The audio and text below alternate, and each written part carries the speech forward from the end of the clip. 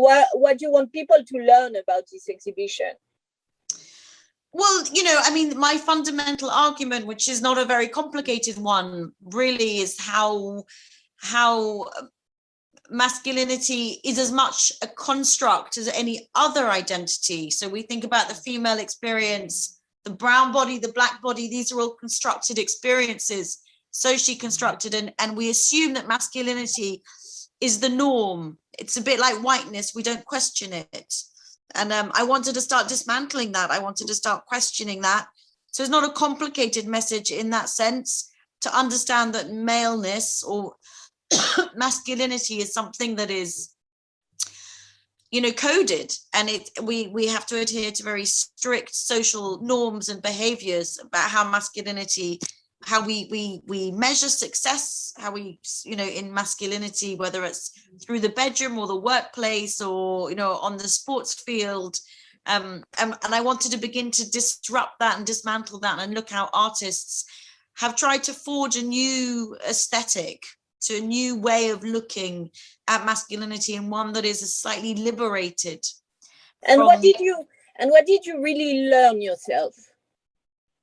Oh, just how I mean, I've learned a lot. I mean, I've been researching this show for 4 years.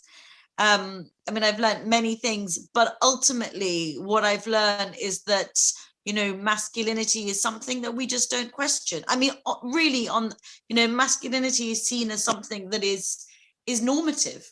It's seen as something that is natural, and it's not. Whereas every other identity is performed, masculinity is seen as something that's been handed down through the generations. It's something that's divine. It's like a divine right to inhabit the space of masculinity, of privilege. There is obviously a hierarchy of masculine gender. There is a hierarchy of gender, and within masculinity, there are a lot of other hierarchies, and which, and that and that masculinity has changed in different cultures and different spaces and different historical periods.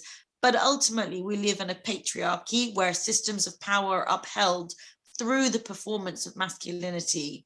And so, but it's also very damaging. So it wields power, but it's also damaging.